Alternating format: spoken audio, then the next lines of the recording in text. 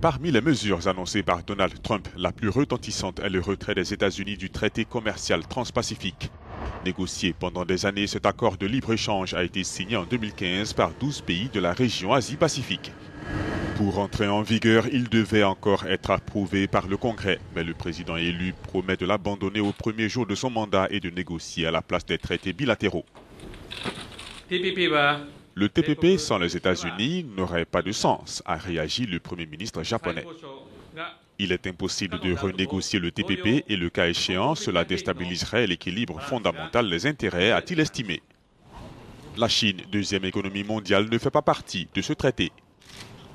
Nous espérons que ces accords commerciaux suivront les règles de l'OMC, l'Organisation mondiale du commerce, et favoriseront un système de commerce multilatéral, a dit le porte-parole du ministère chinois des Affaires étrangères. Autre réaction en Australie, un pays qui a signé l'accord de partenariat transpacifique. Alors, M. Trump et son Congrès auront à prendre leurs propres décisions dans l'intérêt de l'Amérique. C'est leur jugement à faire. Mais puis-je vous dire qu'il est très clair que, du point de vue de l'Australie, les exportations australiennes, qu'il s'agisse des biens ou des services pour ces grands marchés, sont manifestement dans notre intérêt. Il s'agit manifestement de créer plus d'emplois, de meilleurs emplois et une croissance économique plus forte en Australie.